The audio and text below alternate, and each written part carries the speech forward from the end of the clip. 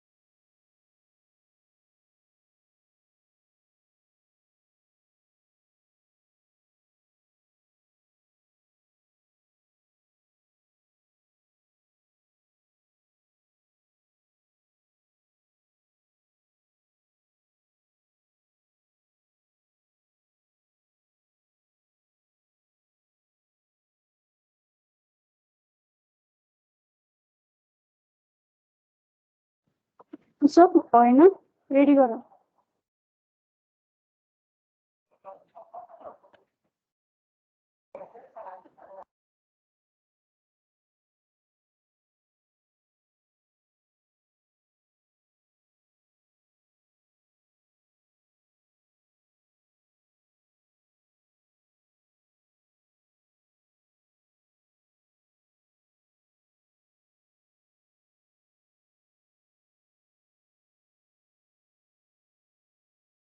Screen में देखी रहा है।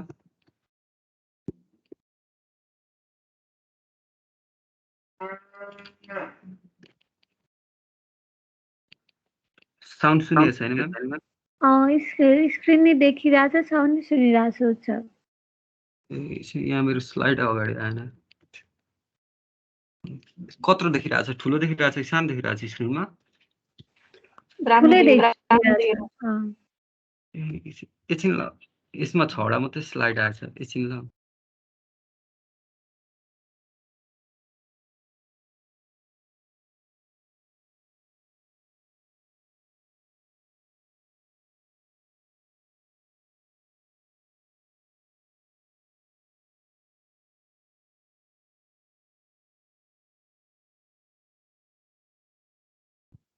मैम पढाउँदै गर्नु त मेरो एकछिन स्लाइडै देखाएन क्या।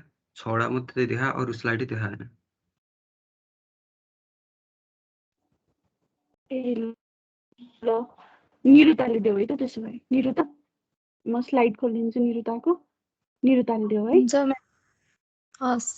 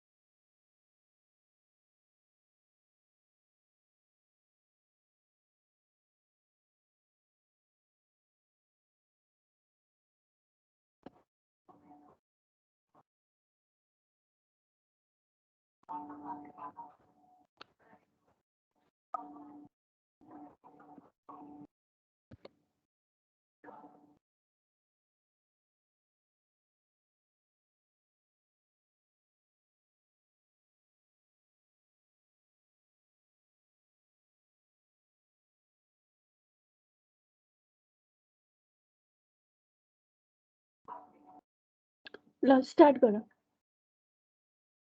म्याम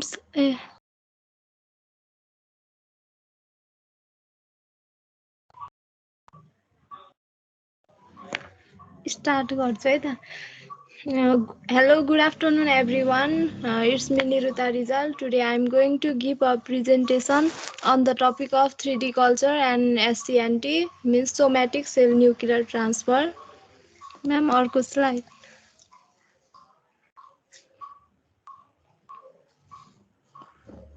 मेरो आवाज त सुन्ने हो नि है छ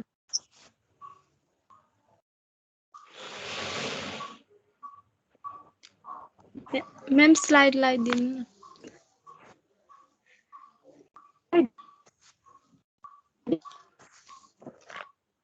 एकछिन ल हस्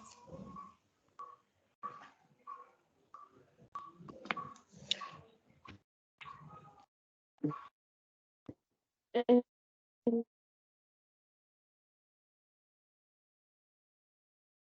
ल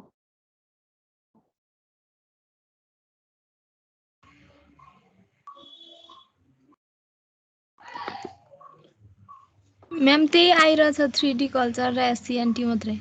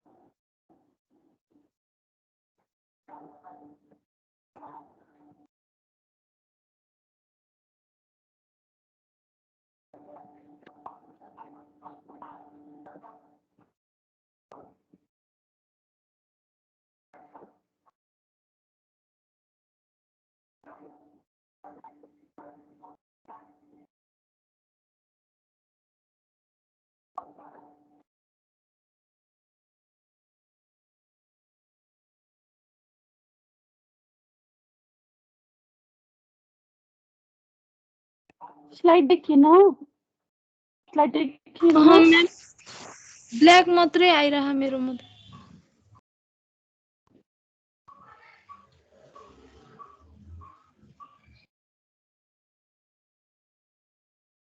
आयो म्याम अहिले चाहिँ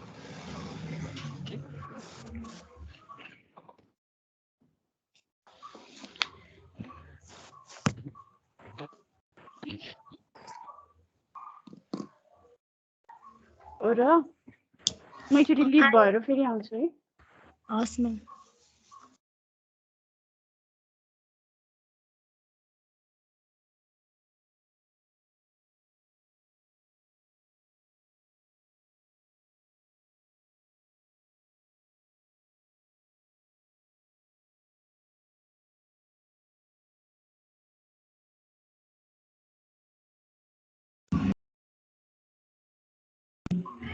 आयो म्याम, अहिले अब स्टार्ट गर्छ है त।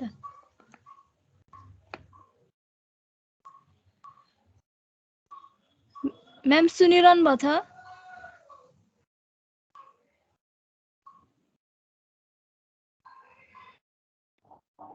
हुन्छ, स्लाइड आयो भने स्टार्ट गर। हस्। Okay.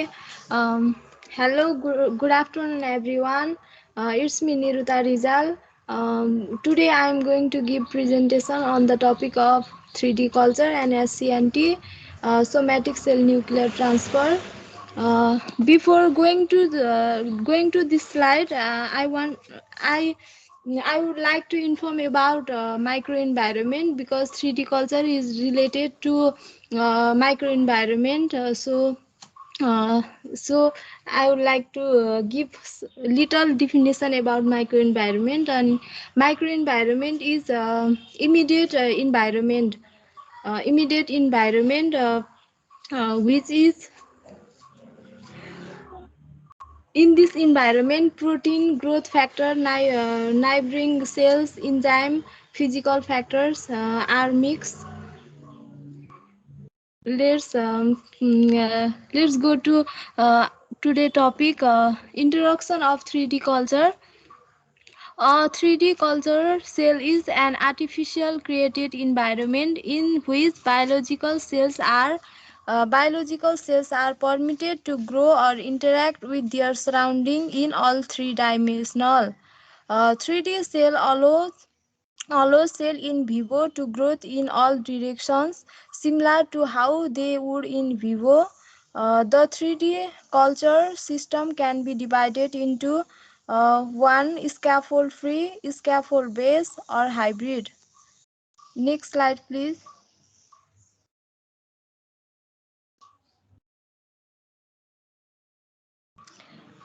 Scaffold base. In scaffold-free system, cells aggregate and self-assemble as occurs in natural processes of organogenesis. Organogenesis means it is development process in which germ cells like mesoderm, ectoderm, endoderm develop into internal organism. Then scaffold base. The scaffold base system use structure that mimic the extracellular matrix composition to stimulate the native cellular microenvironment. Microenvironment means immediate environment. Next slide, please.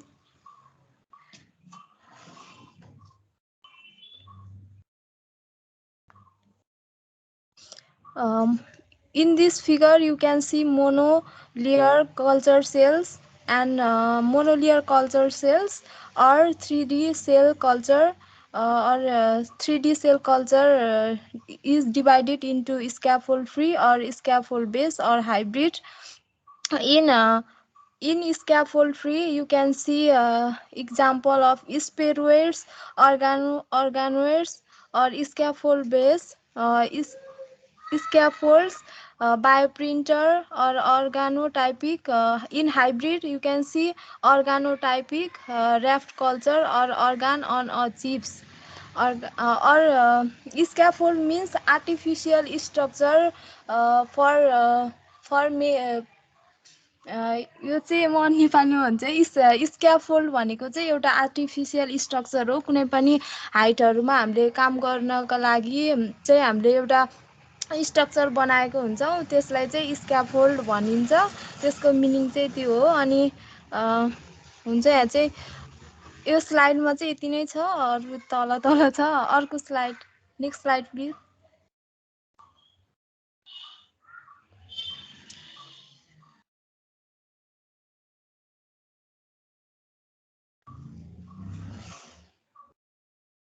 Ma'am, next slide.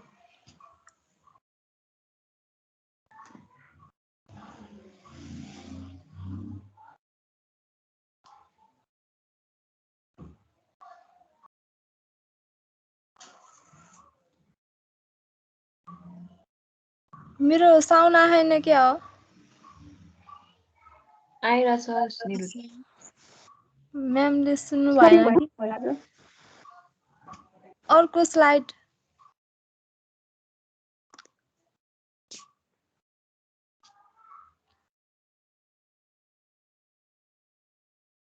मैले यहाँ slide change गरिरहेको छु, भइरहेको छैन कि? ए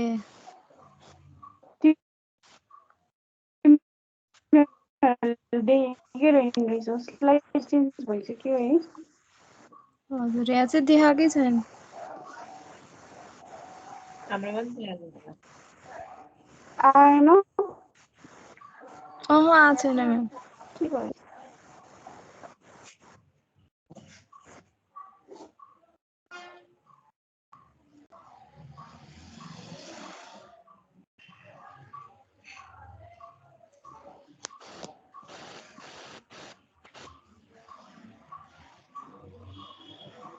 निरु त हामीले एकछिन गर न, हामीले गरिदिन्छौँ।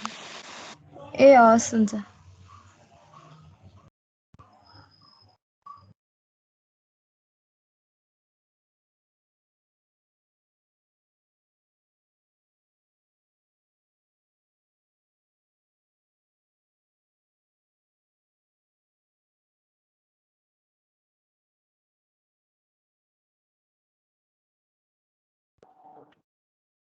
स्लाइड देखेन? छैन म्याम, ब्ल्याक छ पुरै।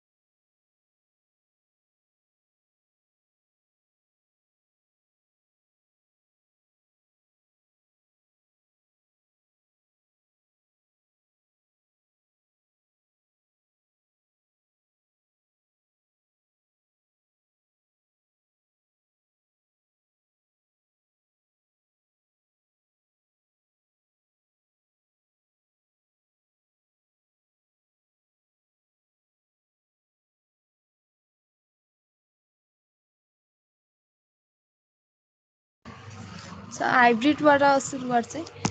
अनि hybrid third type is also hybrid. The hybrid systems include scaffold based characteristics like synthetic matrix and external physical supports that confer more complex interaction between cells and ECM cells, extracellular matrix cells. Extracellular matrix cells. A clear example of these models is the organotypic refract cultures and organ on chip systems incorporating microfluidic dynamics and gas exchange into stimulated atmospheres with permeable membrane. Figure 1. You can त्यो अघिको माथिको फिगरमा चाहिँ यही अरु यसमा केही पनि छैन। त्यो यसको चाहिँ इक्जाम्पल चाहिँ अर्गानोटाइपिक र्याफ कल्चर र अर्गान अन अ चिप भनेर मात्रै भनेको हो। हुन्छ, त्यही अघिकै स्लाइडमा लगाइदेऊ त। In all 3D culture system, the cell grow in a context that regulates their phenotypes and function, not just as an isolated entity, making 3D cells culture systems more representative of what occurs in vivo compared with monolayer culture. अर्को slide. Advantage and disadvantage of 3D culture. Advantage ma more accurate representation of the in vivo scenario, and disadvantage ma added expense अर्को चाहिँ increase relevant cell to cell and cell to ECM signaling, more complex. Disadvantage मा चाहिँ more complex culture systems. फेरि advantage मा चाहिँ more applicable drugs resistance model. further अब disadvantage चाहिँ further complex downstream processing, in point assay dependent on culture method utilize. यो स्लाइडमा जे भए पनि 3D कल्चर चाहिँ मेन पहिला चाहिँ 2D कल्चरहरू गरिन्थ्यो, तर 2D कल्चरमा चाहिँ अलि त्यसमा चाहिँ कन्सन्ट्रेसनहरू जस्तै पिएचहरू मेन्टेन गर्नलाई अनि कुनै पनि कल्चरलाई चाहिँ ग्रोथ गर्नको लागि कति कन्सन्ट्रेसनहरू चाहिन्छ, त्यो चाहिँ अलि त्योबाट चाहिँ अलि गाह्रो भयो त्यो पत्ता लगाउनको लागि। त्यस कारणले गर्दा 3D कल्चर चाहिँ युज गर्दै आएको हो। अनि 3D कल्चरमा चाहिँ हाउ टु ग्रो एनिमल्सहरू सेलहरू अनि कति कन्सन्ट्रेसनहरूमा चाहिँ हामीले के अरे लिनुपर्छ त्यो केमिकलहरू भनेर यसमा चाहिँ अलि सजिलो हुन्छ, त्यही भएर हामीले 3D कल्चर युज गर्छौँ। अनि अर्को कुरा चाहिँ यसमा 3D कल्चरमा चाहिँ थिङ्स आर नट डाइल्युटेड सुन है, यसमा चाहिँ थिङ्सहरू अब हामीले जुन पनि राख्छौँ नि त्यो चाहिँ छिटै चाहिँ डाइल्युटेड हुँदैन भने अर्को पहिला युज हुने 2D कल्चरहरूमा चाहिँ थिङ्सहरू चाहिँ छिटै डाइल्युटेड हुन्थ्यो। अनि त्यसमा चाहिँ एउटा फ्ल्याक्समा चाहिँ अनि हामीले कल्चर अगारहरू त्यस्तो हाल्थ्यौँ, अनि त्यसले चाहिँ पुरै सर्फेसहरू कभर गर्थ्यो, तर बडी सेल चाहिँ त्यसरी चाहिँ ग्रो हुन्थेन। त्यस कारणले गर्दा 2D कल्चरलाई चाहिँ हामीले छोडेर अहिले 3D कल्चरमा आएको छौँ। अनि यसको एडभान्टेज भनेको त्यही नै हो, अनि डिसएडभान्टेज यहाँ नै छ। हजुर तपाईँहरूले देख्न सक्नुहुन्छ। हुन्छ अर्को स्लाइड लगाइदिनु। यो म नेपालीमै बुझाउँछु है यसको बारेमा नि। हुन्छ somatic cell nuclear transfer introduction technique in which the nucleus of a somatic body cell is transferred to cytoplasm of an enucleated egg, an egg that has had its own nucleus removed. अनि यसमा चाहिँ के भन्न खोजेको भन्दा यो चाहिँ somatic cell nuclear transfer चाहिँ एउटा टेक्निक हो, प्रोसेस हो, जसमा चाहिँ हामीले सोमेटिक बडीबाट चाहिँ हामीले न्युक्लियसलाई चाहिँ ट्रान्सफर गर्छौँ। इन्युक्लिएटेड भनेको चाहिँ एग हो, जसमा चाहिँ एगलाई अलरेडी रिमुभ गरेको हुन्छ। त्यसमा चाहिँ एउटा सोमेटिक सेलको न्युक्लियस हाल्ने एउटा प्रोसेस चाहिँ एउटालाई चाहिँ हामी सोमेटिक सेल न्युक्लियर ट्रान्सफर भनिन्छ। अनि after the somatic cell transfer the cytoplasmic factor affect the nucleus to become a zygote है। अनि after the somatic cell transfer अब जब चाहिँ हामीले सोमेटिक सेलमा भएको न्युक्लियसलाई चाहिँ त्यो इन्युक्लिएटेड एगमा ट्रान्सफर गर्छौँ, तब चाहिँ त्यो इन्युक्लिएटेड एगमा चाहिँ सोमेटिक साइटोप्लाज्मिक फ्याक्टर हुन्छ, अनि जसले चाहिँ त्यो हामीले जुन सोमेटिक सेलबाट चाहिँ जुन न्युक्लियस हालेको छौँ अनि त्यो न्युक्लियसलाई चाहिँ जाइगोट बन्नको लागि चाहिँ त्यसलाई चाहिँ बिकम जाइगोट भने एफेक्ट गर्छ कि जाइगोट स्टेजमा जानको लागि। अनि अर्को चाहिँ the blastocyte stage is developed by the egg to help create embryonic stem cell from the inner cell mass of the blastocyte। अनि यसमा चाहिँ के छ भन्दा सोमेटिक सेल जब जाइगोट बन्छ, जाइगोट बनिसकेपछि जाइगोट चाहिँ ब्लास्टोसिस स्टेजमा जान्छ, अनि ब्लास्टोसिस स्टेजमा गएपछि चाहिँ इम्ब्रियोनिक सेलहरू चाहिँ डेभलप हुन्छ। इम्ब्रियोहरूमा चाहिँ इम्ब्रियोनिक सेलहरू चाहिँ डेभलप हुन्छ। अनि अर्को चाहिँ the first animal to be develop by this technique was Dolly the sheep in 1996।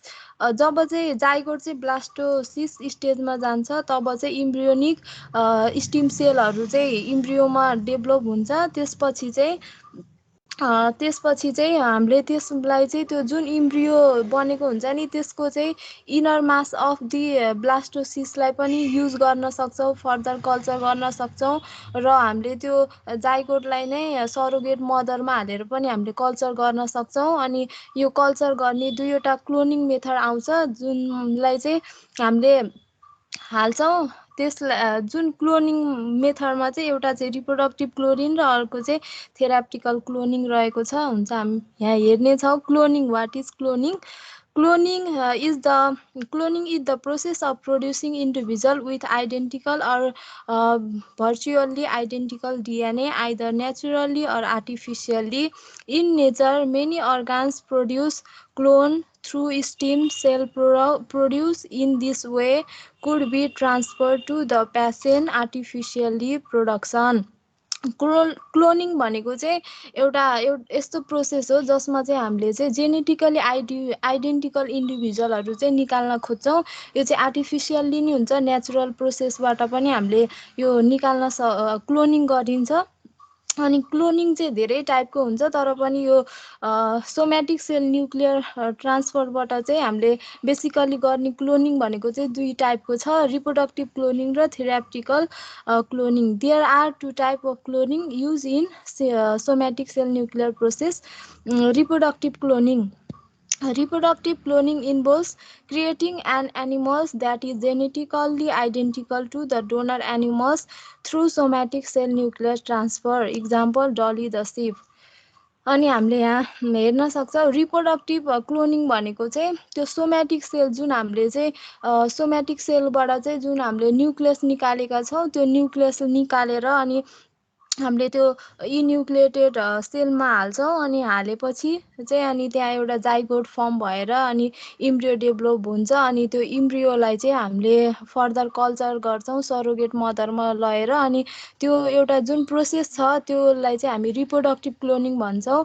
त्यसको इक्जाम्पल चाहिँ एउटा डली द सिप हो। डली सिप कसरी भयो हामी तलको स्लाइडहरूमा हेर्दै जान्छौँ। अनि यहाँ चाहिँ थेराप्टिकल cloning. Theoretical cloning could produce stem cell with the same genetic makeup as the patient. The technique involves the transfer of the nucleus from the cell of the patient to an egg cell whose nucleus has been removed. अनि यो पनि थेराप्टिकल cloning same reproductive cloning जस्तै हो तर यसमा चाहिँ जुन त्यो जाइगोट पछिको इम्ब्रियो बन्छ नि त्यो इम्ब्रियोको चाहिँ हामीले चाहिँ इनर मासको सेललाई चाहिँ हामीले यसमा कल्चर गर्छौँ, फर्दर कल्चरको निम्ति चाहिँ युज गर्छौँ। यसबाट बनेकोलाई चाहिँ हामीले जिन थेरापीको रूपमा पनि युज गर्न सक्छौँ। अनि भनेर यो स्लाइडमा त्यही भन्न खोजेको हो। अनि अर्को स्लाइड हुन्छ। अनि यहाँ चाहिँ थेराप्टिकल क्लोनिङको बारेमा छ। अनि यहाँ हेर्न सक्नुहुन्छ human egg cell from donor है, human egg cell from donor and cell from patient egg. अनि सेल फ्रम पेसेन्ट एगबाट the nucleus is remove from the patient egg. Patient एगबाट चाहिँ हामीले चाहिँ न्युक्लियस रिमुभ गरिदिन्छौँ। यानि कि सोमेटिक सेलबाट हामीले न्युक्लियस रिमुभ गरे जस्तै यहाँ चाहिँ पेसेन्ट सेलबाट चाहिँ हामीले एगलाई चाहिँ रिमुभ गरिदिन्छौँ। अनि अर्को चाहिँ अनि यो human egg cell from donor छ त्यसबाट पनि nucleus is remove and discharge. त्यसबाट पनि हामीले न्युक्लियस चाहिँ डिस्चार्ज गरिदिन्छौँ। अनि त्यसलाई चाहिँ इन्युक्लिएटेड एग बनाउँछौँ। विथआउट न्युक्लियसलाई चाहिँ इन्युक्लिएटेड एग भनिन्छ। अनि त्यस्तो बनाउँछौँ। अनि the nucleus is transfer to the donor egg cell. अनि जुन त्यो पेसेन्ट सेलको थियो नि न्युक्लियस त्यसलाई चाहिँ हामी यो डोनर सेलमा चाहिँ ट्रान्सफर गरिदिन्छौँ। अनि त्यसपछि the cell is stimulated to divide. Cell चाहिँ अनि डिभाइड हुन थाल्छ। अनि the cell develop into the embryo into an embryo. Cell चाहिँ इम्ब्रियोमा डेभलप हुन्छ। अनि After 4-5 days stem cells are removed अनि आफ्टर 4-5 डे पछि चाहिँ स्टिम सेल्सहरू चाहिँ रिमुभ हुन्छ stem cell from the embryo are culture for therapeutic uses अनि स्टिम सेलहरू चाहिँ त्यही इनर सेलहरू हामीले इनर मास सेलहरू इम्ब्रियोकोलाई चाहिँ युज गर्छौँ अनि जसद्वारा हामीले थेराप्टिकल क्लोनिङद्वारा चाहिँ त्यो गर्छौँ अनि त्यही भन्न खोजेको यसमा चाहिँ थेराप्टिकल क्लोनिङको बारेमा अनि अर्को slide next slide step involve in somatic cell nuclear transfer step भन्दा नि फिगरमा हेर्नु होला somatic body cell with derive genes or एक सेल यहाँ माथिकोमा चाहिँ सोमेटिक बडी सेल छ है जुनमा चाहिँ हामीले न्युक्लियस निकाल्छौँ है अनि माथिको सेलबाट चाहिँ न्युक्लियस निकाल्छौँ भने तलको एक सेलबाट पनि न्युक्लियस निकाल्छौँ र त्यसलाई चाहिँ इम्टी बनाउँछौँ हामीले चाहिँ त्यो एक सेललाई चाहिँ इम्टी बनाउँछौँ न्युक्लियस रिमुभ गरेर इन्युक्लिएटेड सेल बनाउँछौँ अनि हामीले चाहिँ त्यो जुन इम्टी सेल छ त्यसमा एक छ त्यो एकमा चाहिँ हामीले त्यो सोमेटिक बडीबाट निकालेको न्युक्लियसलाई चाहिँ ट्रान्सफर गर्छौँ अनि ट्रान्सफर गरिसकेपछि यहाँ देख्न सक्नुहुन्छ क्लोन बनेको छ है क्लोन बनेको छ अनि यो क्लोन चाहिँ further divided into reproductive cloning or therapeutic cloning reproductive क्लोनिङमा चाहिँ एउटा इन्डिभिजुअल क्लोन बन्छ है हामीले त्यो जाइगोटलाई चाहिँ हामीले त्यो सरोगेट मदरमा राखेर अनि कुनै पनि यो रिप्रोडक्टिभ क्लोन चाहिँ बनाउन सक्छौँ र थेराप्टिकल क्लोनिङ चाहिँ यो चाहिँ इनर मास सेलहरूलाई युज गरेर बनाउँछौँ टिस्यु कल्चरहरू यस्तोमा चाहिँ यो युज हुन्छ स्टेपहरू यहाँ 1 मा nucleus is taken out of the organism that is being cloned nucleus of the egg cell is removed. The organism nucleus is placed into the egg cell former. The new nucleus get reprogrammed as if it were an egg cell. The egg cell is stimulated with a shock. The egg cell started to divide. यही हो फिगरमा अघि मैले describe गरेकै भनेको यसमा चाहिँ अर्को slide हुन्छ अनि two major technique use in somatic cell क्लोनिङमा चाहिँ दुईवटा टेक्निक चाहिँ युज गरेको छ जुन चाहिँ एउटा चाहिँ रोस्लिन टेक्निक र अर्को चाहिँ Honolulu रोस्लिन technique was developed by the researcher at the Roslin Institute. Honolulu technique was developed by the Dr. Tiruhiko Wakayama at the University of Hawaii. अर्को स्लाइड नेक्स्ट स्लाइड रोस्लिन टेक्निक यो टेक्निकबाट चाहिँ डली सिप चाहिँ हामीले क्रिएट गरेको थियौँ ल यसमा हेरौँ है त कसरी डली सिप चाहिँ क्रिएट भएको रहेछ In this method was used to create a dolly sheep. In this method, somatic cells are allowed to grow and divide and then deprived of nutrients to include cells into the suspended or dormant stage. An egg that has had its nucleus removed, both cells are co-cultures and shocked with an electrical pulse. Both cells fuse and egg is allowed to develop into an embryo. Embryo is then implanted into a surrogate mother. अनि यसमा चाहिँ के भन्न खोजेको यो मेथडबाट चाहिँ अनि डली सिप चाहिँ बनेको थियो जसलाई चाहिँ हामीले रिप्रोडक्टिभ क्लोनको इक्जाम्पलको रूपमा डलीलाई चाहिँ लिन सकिन्छ र यो चाहिँ यसलाई चाहिँ रोस्लिन टेक्निक चाहिँ किन भन्यो भन्दा यो चाहिँ रोस्लिन इन्स्टिट्युटमा चाहिँ एउटा साइन्टिस्टले गरेको हुनाले गर्दा चाहिँ यसलाई यसको नामै रोस्लिन टेक्निक राखेको रहेछ अनि हुन्छ यसमा चाहिँ के भनेको छ भन्दा in this method somatic cell are allowed to grow अनि सोमेटिक सेललाई चाहिँ यसमा ग्रो गर्न र डिभाइड गर्न अलाउ गरिन्छ अनि न्युट्रियन अगारहरूलाई चाहिँ डिप्राइभ यसमा चाहिँ न्युट्रियन अब सोमेटिक सेलबाट यत्तिकै न्युक्लियस निकाल्ने कुरा त आएन त्यस कारणले गर्दा यसलाई चाहिँ न्युट्रियन मिडियममा राखेर चाहिँ त्यो न्युट्रियनको चाहिँ कि धेरै हाल्ने कि थोरै हालेर त्यो न्युट्रियन उहरूलाई चाहिँ डिप्राइभ गरेर अनि induce cell into the suspend or dormant stage. अनि यसरी चाहिँ हामीले त्यो सोमेटिक सेललाई चाहिँ त्यो न्युट्रियन अगाडिको एमाउन्ट चाहिँ कमी अथवा घटी गरेर चाहिँ यसलाई चाहिँ हामीले विक बनाउन सक्छौँ है सोमेटिक सेललाई चाहिँ। अनि अल्सो एग सेललाई पनि त्यस्तै गर्छ। अनि an egg that has it nucleus remove. अनि त्यही सोमेटिक सेलबाट हामीले जब विक हुन्छ त्यसलाई चाहिँ न्युट्रियनको एमाउन्ट चाहिँ त्यो बडी कमी गरेपछि अनि त्यसको न्युक्लियसलाई निकाल्छौँ। अनि त्यसपछि एक सेलको पनि न्युक्लियसलाई निकालेर इन्युक्लिएटेड बनाउँछौँ। अनि त्यही भनेको छ थर्डसम्म। अनि फोर्थमा चाहिँ बोर सेल आर को culture and sucked with electrical pulse. अनि को कल्चर भनेको चाहिँ दुइटैलाई कल्चर गर्छौँ है। त्यो इलेक्ट्रिकल सक दिएपछि चाहिँ त्यो दुइटैलाई कल्चर गर्छ। इलेक्ट्रिक सक दिएपछि चाहिँ both cell fuse and egg is allowed to develop into the embryo. अनि बोथ सेललाई चाहिँ अनि त्यो इलेक्ट्रिकल पल्स दिएपछि चाहिँ तिनीहरू फ्युज हुन्छ, अलाउड टु डेभलप, जाइगोट बन्छ अनि ब्लास्टोसिस स्टेजमा जान्छ, त्यसपछि इम्ब्रियो बन्छ। त्यही भनेको छ। अनि embryo is then implanted into the surrogate mother. अब त्यसै डली त बनेन हामीले चाहिँ। अनि यसमा चाहिँ रिप्रोडक्टिभ क्लोनिङबाट चाहिँ इम्ब्रियोलाई चाहिँ सरोगेट मदरमा हाल्छौँ। अनि त्यसपछि चाहिँ यहाँ चाहिँ डलीसिप बनेको छ। अनि मलाई अर्को उनी जोड्न मन लाग्यो है। डलीसिपमा चाहिँ कसरी बनेको थियो भन्दा यो कसरी प्रुभ हुँदो रहेछ यो थ्योरी भन्दा चाहिँ एउटा चाहिँ ब्ल्याक खालको डली र अर्को व्हाइट खालको डली युज गर्ने रहेछ। अनि व्हाइट खालको डलीको चाहिँ डलीलाईको चाहिँ सोमेटिक सेल न्युक्लियर ट्रान्सफरबाट गर्दा चाहिँ त्यो व्हाइटको चाहिँ हजुर सिप हो त, डली होइन। सिप सिप Black बन्नी र चाहिँ डली। त्यसको एक्ज्याक्ट नेमहरू चाहिँ मलाई थाहा भएन। जस व्हाइट र ब्ल्याक चाहिँ हुँदो रहेछ सिप। अनि व्हाइटको चाहिँ मेमोरी सेल लिने रहेछ।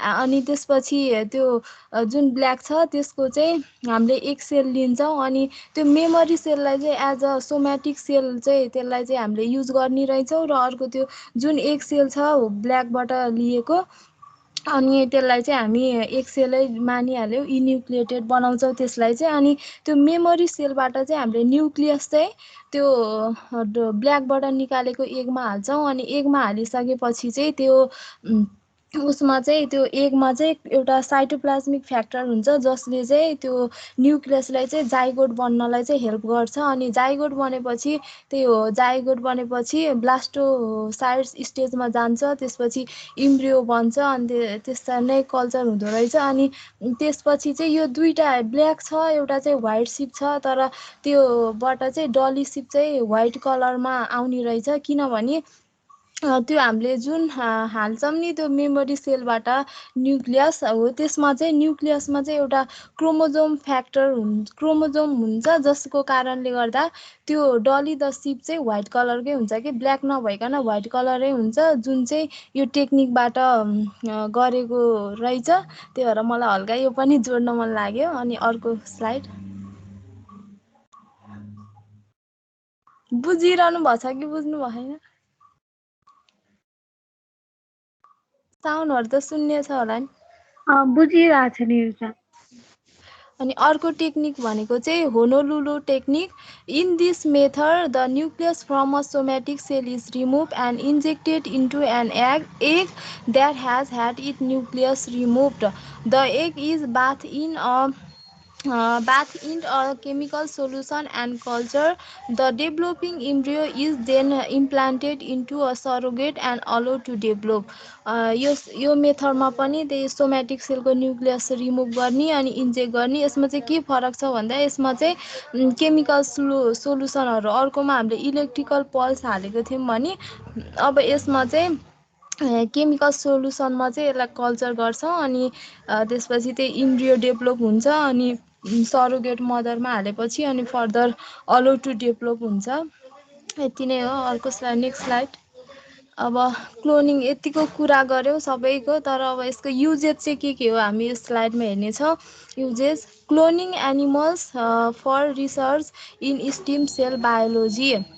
यो चाहिँ स्टिम सेल बायोलोजीहरूको रिसर्च गर्नको निम्ति चाहिँ क्लोनिङ एनिमल सेलहरू चाहिँ क्लोनिङ एनिमल चाहिँ युज गरिन्छ। अनि अर्को production and cloning of induce pluripotent induce cells अनि अर्को चाहिँ cloning for resuming endanger species to expand their population. Endanger स्पेसिसहरूलाई चाहिँ एक्सप्यान्ड गर्न त्यसको पपुलेसनलाई चाहिँ बढाउनको निम्ति पनि क्लोनिङ चाहिँ युज गरिन्छ। अर्को चाहिँ cloning extinct species to research their behaviour and other characters. क्लोनिङहरू चाहिँ यो रिसर्च बिहेभियरहरू डिफ्रेन्ट एक्सटिन्क्ट स्पेसिसहरूको चाहिँ बिहेभियर्सहरू चाहिँ उ गर्नको लागि पनि यो क्लोनिङ युज गरिन्छ। अर्को स्लाइड। अनि लिमिटेसन अफ सोमेटिक क्लोनिङ।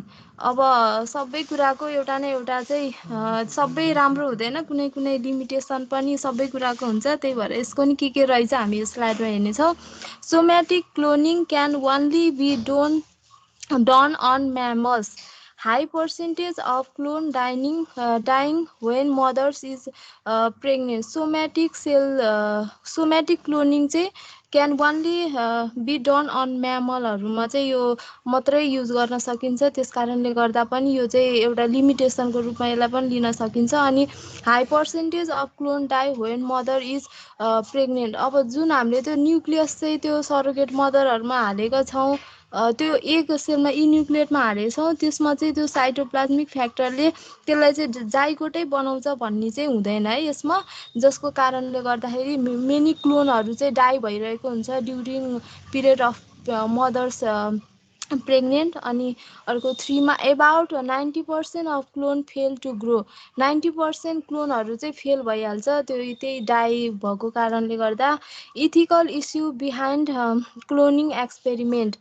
अनि यो क्लोनिङमा चाहिँ इथिकल इस्युहरू पनि आउँछ। यसमा चाहिँ यो क्लोनबाट चाहिँ एउटा रिप्रोडक्टिभ क्लोनिङबाट चाहिँ एउटा इन्डिभिजुअल मात्रै मात्रै क्लोन हुन्छ, जसको कारणले गर्दाखेरि यसमा चाहिँ इथिकल इस्युहरू पनि आउँछ। तर थेराप्टिकल क्लोनिङमा चाहिँ त्यस्तो हुँदैन। अनि higher risk of disease and इन्फेक्सनहरूको हायर रिस्क हुन्छ। High risk of genetic defect and abnormalities. Ethical issue behind cloning experiment. अनि त्यही हो इथिकल इस्युहरू। अब नेक्स्ट स्लाइड छ। अब यो फिगरमा चाहिँ यु क्यान सी पेसेन्ट है।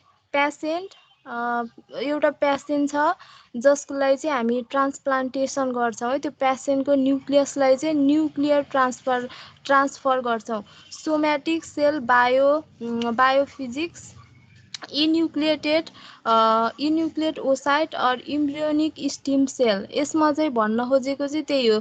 हामीले एउटा पेसेन्ट लिन्छौँ, त्यो पेसेन्टबाट चाहिँ न्युक्लियस चाहिँ सोमेटिक सेल पेसेन्टलाई चाहिँ एउटा सोमेटिक सेल जस्तै मानेर चाहिँ त्योबाट चाहिँ हामीले न्युक्लियस झिकेर इन्युक्लिएटेड सेलमा हाल्छौँ, एगमा हाल्छौँ। अनि हालेपछि त्यही हो जाइगोट बन्छ। जाइगोट बनेपछि ब्लास्टोसिस स्टेजमा जान्छ। अनि त्यसपछि इम्ब्रियो बन्छ, इम्ब्रियोनिक स्टिम सेल हुन्छ भनेर यहाँ भनेको छ। अब चाहिँ जेनेटिकली म्याच टिस्यु है।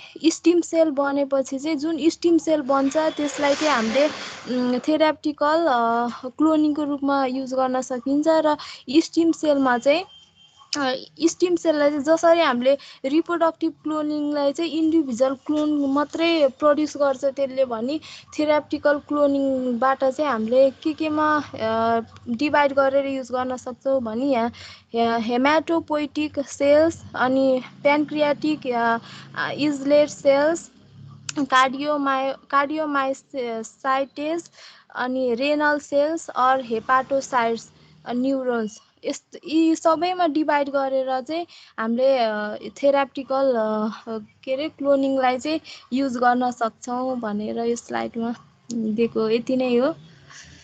Thank you. Any queries?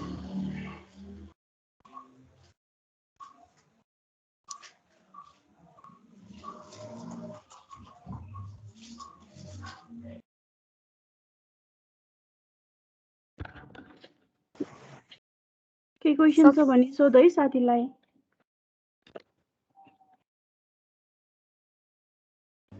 Niruta तिमीले त्यो दुईवटा टेक्निक्सहरू भन्यो नि जुन चाहिँ एउटा रोजलिन टेक्निक र होनोलुलु टेक्निक छ नि त्यसको डिफरेन्स चाहिँ के छ दुईटामा?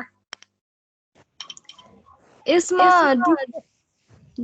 कस्तो मतिर यसमा डिफरेन्स भन्दा पनि के हो यसमा चाहिँ त्यो दुईटा टेक्निकद्वारा चाहिँ हामीले के अरे डली सिपलाई चाहिँ बनाउन सक्छौँ भन्ने मात्रै हो, त्यस्तो डिफरेन्ट खासै छैन।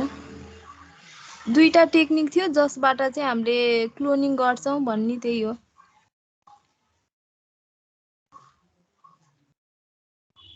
दुईटैबाट सरोगेट मदरमा हालेर अब कल्चर गर्ने त्यही नै हो। यो चाहिँ दुईटा टेक्निक मात्रै हो, कसरी चाहिँ डली सिप बन्यो भनेर हेर्दा मैले चाहिँ त्यति नै रिसर्च गर्दा त्यही नै भेटेँ। अब अरू के थियो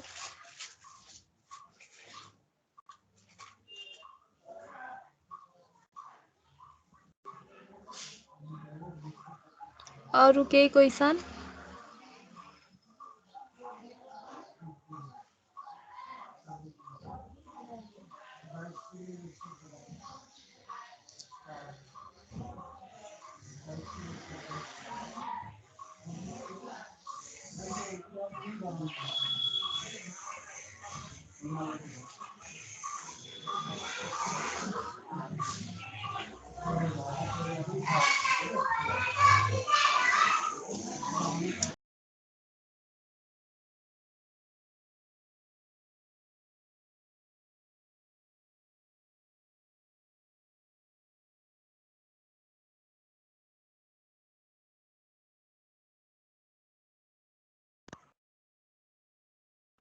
मैम सकियो मेरो त।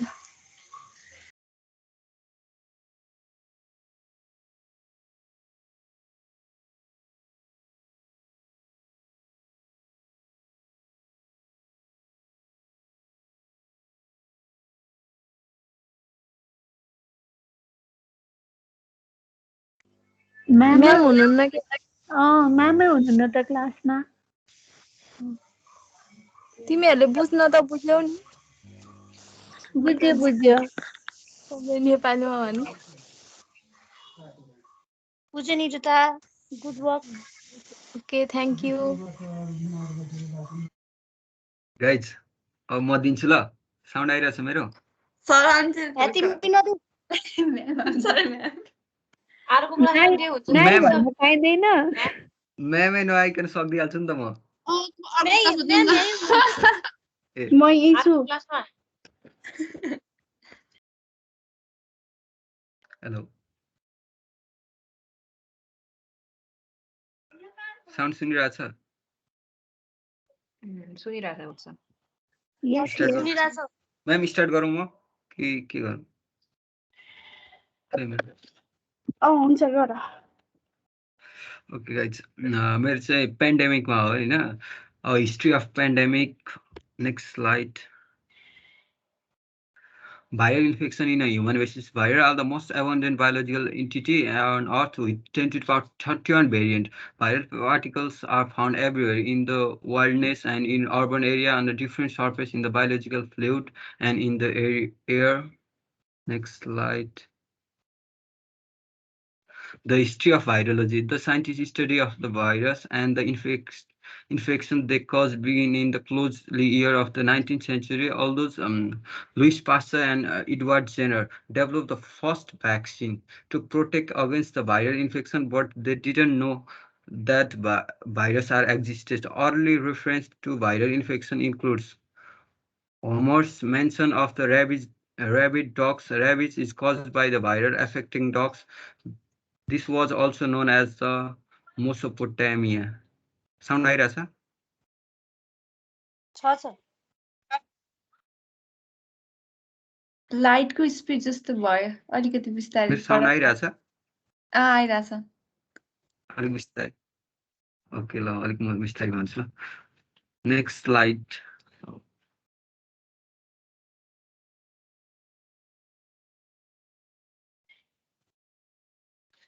Louis Pasteur. Louis Pasteur. In 1881 and 1885, Louis Pasteur first used the animal as a model for growing and study viruses. He found that the rabies virus could be cultured in a rabbit brains and discovered the rabies vaccine. However, Pasteur did not try to identify the infection agents. Next slide. The discovery of the virus. In 1886 and 1903, the period was the discovery period where the virus were actually found. Eugenois observed looked for the bacteria-like substances. In 1898, Beijing demonstrated filterable characteristics of a obligate parasite. This means the virus is unable to live on its own. Charles Chamberlain and the filterable agent. In 1884, the French biologist Charles Chamberlain invented a filter with pores smaller than bacteria. Their filter throws those are called the filterable organisms. Hofer and the Frost in 1898 reported that the infection agents of foot and the mouth disease virus was filterable agent in 1900. First human disease shows to be caused by the filterable agent was yellow fever and Walter Reed. Next slide. Trapping viruses. In the 1930, Ilford developed the colloiding member that could trap the virus and found that the virus had a size of 1 nanometer. In Norman and Bank demonstrated that the certain types of tumors, leukemia for the chicken, was caused by the virus. In 1911, Putin and Ross discovered that cellular agent like viruses could spread solid tumor. This was tumor Ross sarcomia virus RSV. Next slide. Bacteriophage. The most important discovery was that of the bacteriophage era. In 1915, Twerk was working with the vaccinia virus and found that the virus grew in culture of the bacteria. He called that bacteriophage. Twerk abandoned this would be work after World War One. In 1917, T.R. Lohr and Canadian also found the similar bacteriophage.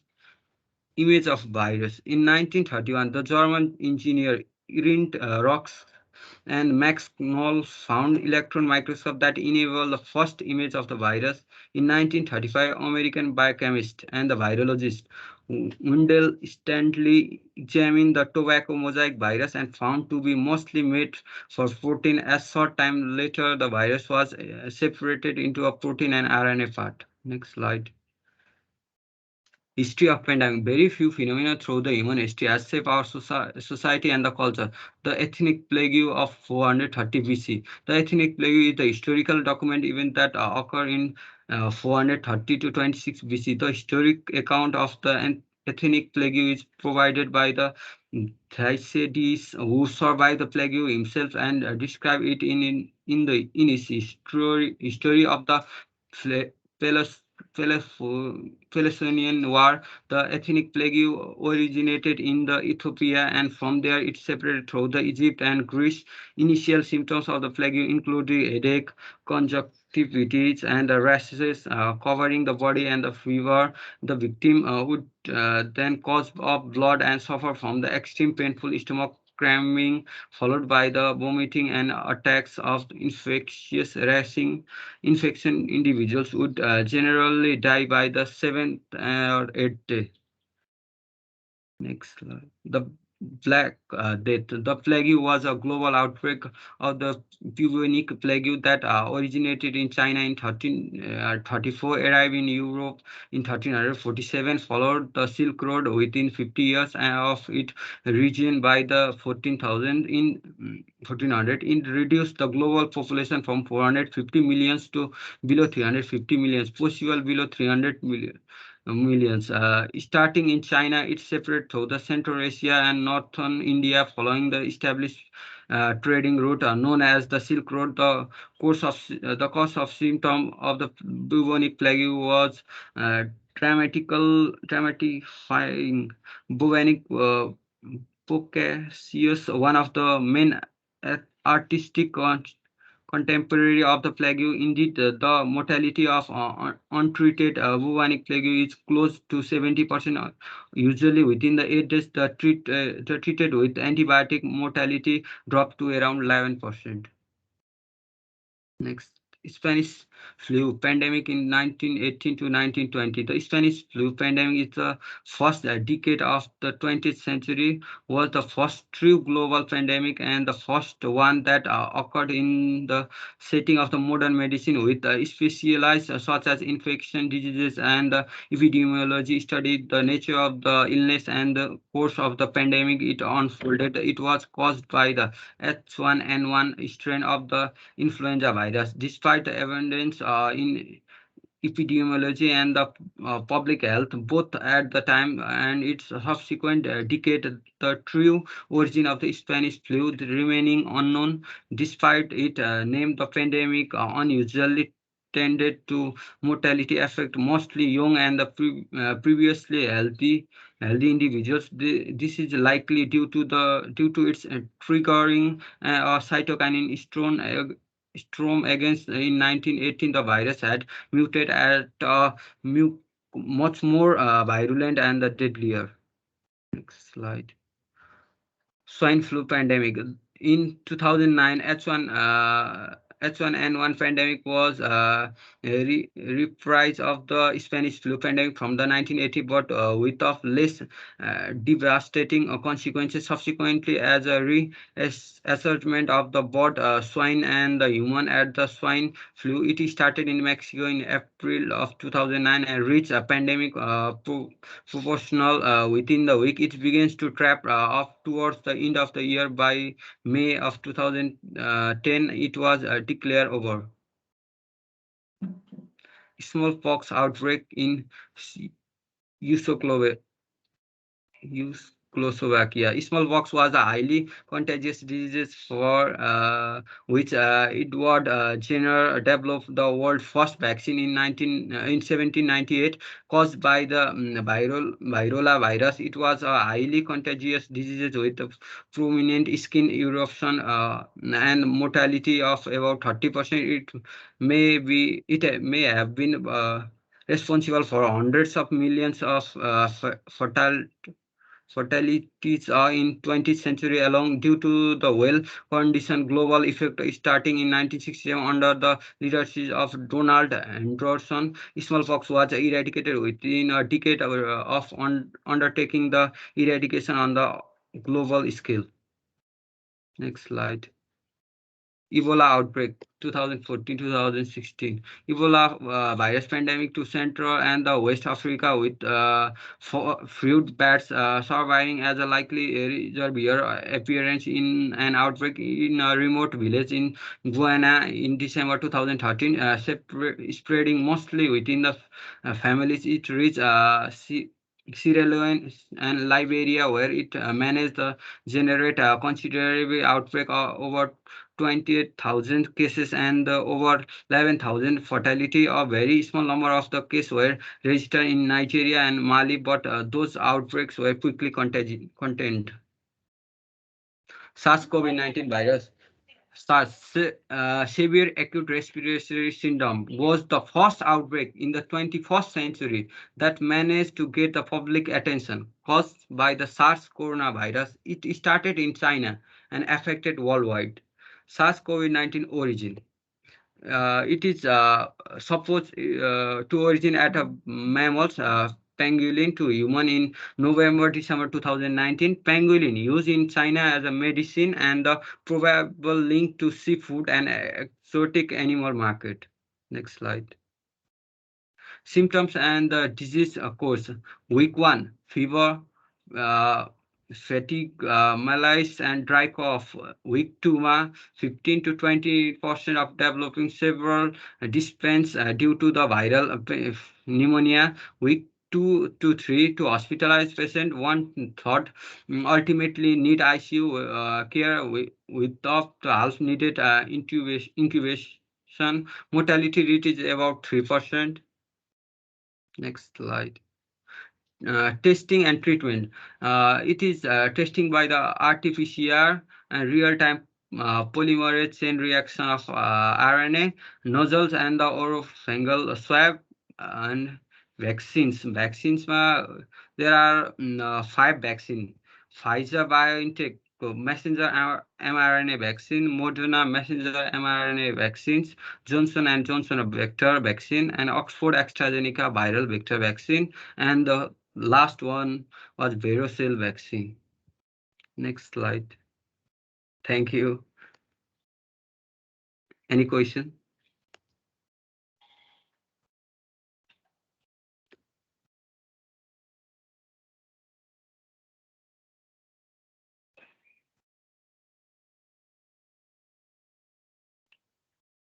सुनिए छैन क्या हो? Hello.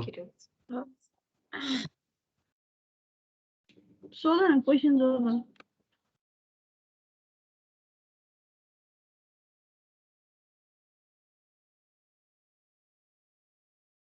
बेसरी fast भयो कि अगाडिको के पनि बुझिन सुरुको ला कसैले पनि केही पनि बुझेन?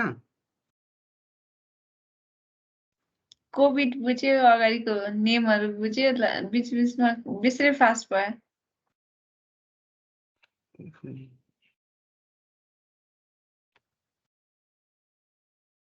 भनेन कसैले पनि? अनि एउटा टीबाट थियो नि त्यो डिजिज के थियो हैन टीबाट थियो त्यो पनि सायद एक्चुअली टीबाट एकछिन त्यो tapping virus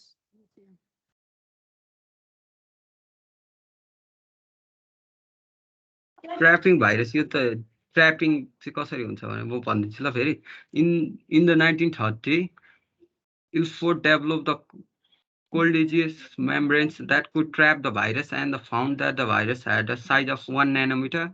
In the 1908 Idermol and the Bend demonstrate that the certain types of tumors, leukemia of chicken, were caused by the viruses. In 1911, Peyton Roche discovered that non-cellular agent like viruses could spread solid tumor. That this was the tumor Roche sarcomia virus RSV. It's a trapping, कसरी ट्र्यापिङ गरियो भाइरसलाई first time भन्नु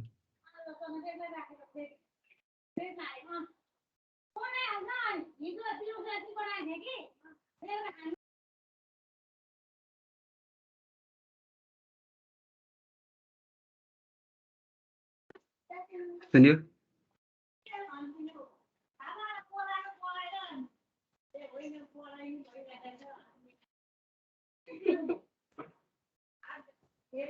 बुझ्यौ रेसौ यस ma'am tumour वाला चाहिँ virus रहेछ भनेर बुझेँ मैले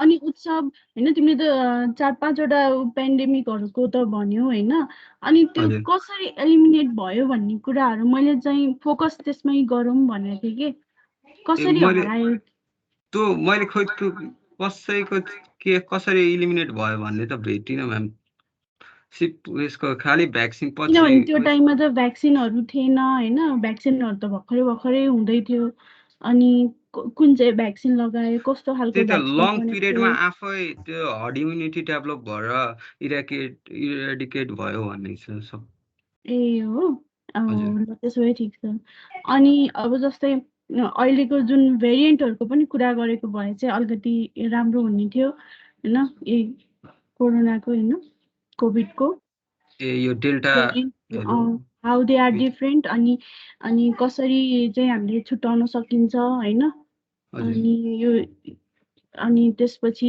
यो हामीले डिफ्रेन्ट भ्याक्सिनहरु चाहिँ हामीले कसरी बनाएको हैन कुन मेथडबाट बनाएको त्यो कुराहरु चाहिँ अलिकति मैले भनिदिनु त्यो सक्नुहुन्छ? एमआरएनए भ्याक्सिन चाहिँ भन्छु तर पुरै मेथड चाहिँ भनेको छैन कुन भ्याक्सिन कसरी कुन मेथडबाट बनाएको चाहिँ लेखेको छु अलिकति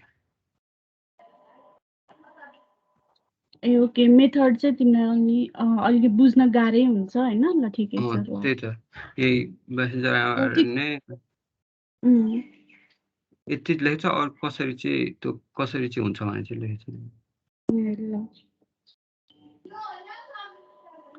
मैले यो स्लाइड पनि पेडेस्टलमा सबैलाई पठाइदिइसकेको छ अघि मैले हालिदिएको छु अब बुझेन भने अझै हेर्दा पनि हुन्छ ए ल ओके ल आज ल अरू कसैलाई के क्वेसन सोध्नु छ